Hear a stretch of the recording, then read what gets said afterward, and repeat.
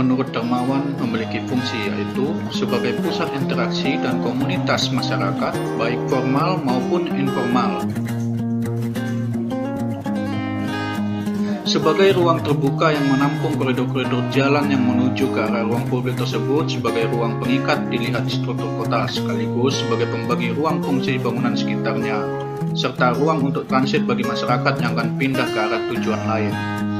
Sebagai tempat pedagang kaki lima yang menjalankan makanan dan minuman, pakaian souvenir dan jasa entertainment seperti tukang sulap, tari riang, kera ular dan sebagainya di malam hari. Sebagai paru-paru kota yang semakin padat sehingga masyarakat banyak memanfaatkan sebagai tempat olahraga, bersantai dan bermain bersama keluarga.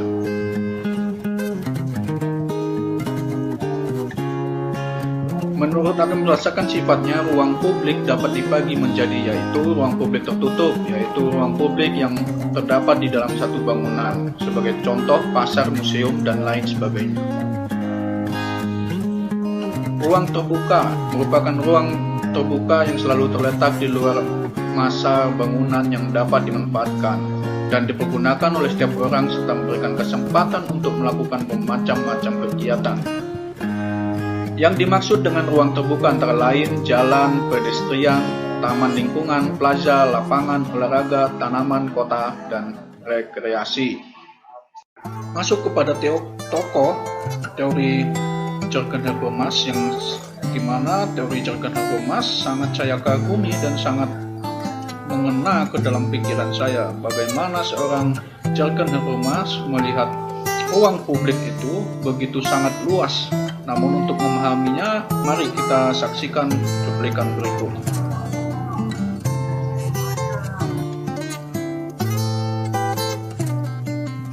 Adanya gerakan pembaruan yang diperkasai oleh Jurgen Habermas,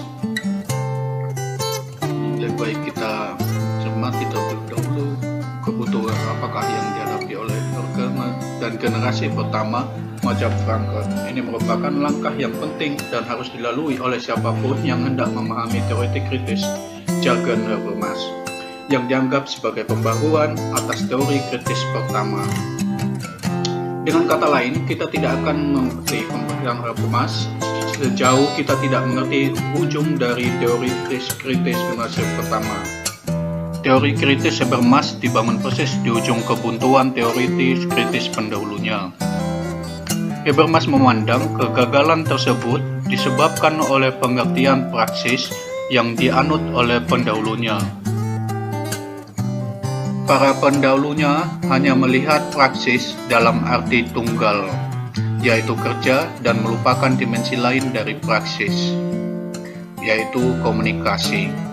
Untuk mengerti pernyataan tersebut, kita harus mulai dengan konsep manusia dalam pandangan Habermas. Manusia itu makhluk alam dan makhluk sosial. Manusia itu hidup dalam donasi dua kekuatan sekaligus, yaitu kekuatan alam dan sosial.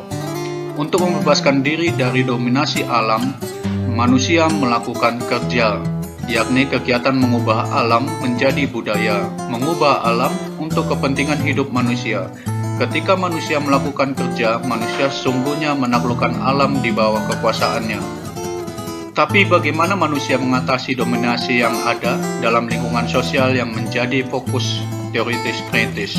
Disinilah Habermas menempatkan praksis dalam arti komunikasi. Kalau kita hendak menyelesaikan masalah sosial dan emansipasi, maka kita tidak boleh memahami praksis sebagai kerja. Karena jika demikian, kita hanya akan saling menaklukkan satu sama lain dan menciptakan dominasi baru. Revolusi proletarial adalah upaya penaklukan kaum proletar terhadap kaum borjuis. Kekalahan borjuis oleh kaum buruh, selanjutnya kaum buruh memegang dominasi untuk melakukan penindasan sesamanya. Singkat kata, kita melawan satu dominasi untuk menciptakan dominasi baru, atau kita melawan penindasan untuk menciptakan penindasan baru. Bagi Habermas, praksis sosial itu harus dilakukan lewat komunikasi atau bersifat komunikatif. Tujuan komunikasi menurut Habermas adalah untuk menciptakan suatu kesepakatan yang bebas dari dominasi dan paksaan. Bagaimana mencapai itu? Pertama, bahwa perlu ada ruang publik. Sebuah ruang di mana pertukaran gagasan antara semua orang yang berlangsung di dalamnya, sebuah ruang yang lagi-lagi harus bersih dari bentuk-bentuk dominasi dan paksaan. Semua yang hadir di dalam ruang tersebut adalah partisipan yang berkedudukan setara.